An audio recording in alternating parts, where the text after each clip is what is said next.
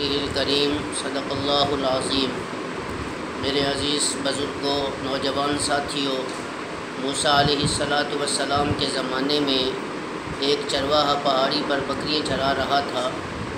تو جب بکریاں چرا رہا تھا تو اللہ تعالیٰ سے بھی باتیں کر رہا تھا، جس طرح باپ اپنی اولاد سے پیارے انداز میں باتیں کرتا ہے، جس طرح کوئی دوست اپنے دوست سے بہترین انداز کے ساتھ محبت کرتا ہے، پیار کرتا ہے، باتیں کرتا ہے۔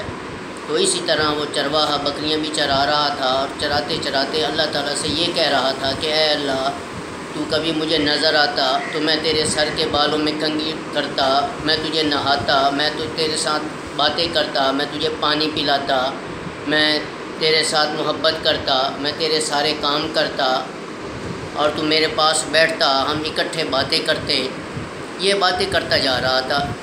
تو حضرت موسیٰ علیہ السلام کا وہاں سے گزر ہوا، تو انہوں نے چرواہے کو جب یہ دیکھا کہ یہ باتیں کر رہا ہے، تو انہوں نے اس چرواہے کو کہا کہ او اللہ کے بندے، اللہ تعالیٰ کو یہ باتیں کیوں کر رہا ہے؟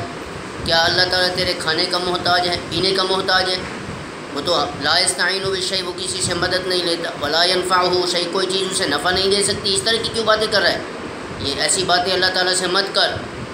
تو بیچارہ چرواہا ڈر کر بکریوں کو چھوڑ کر جنگل کی طرف چلا گیا۔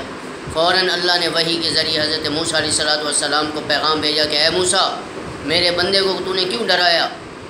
اسے تو نے یہ بات کیوں کی؟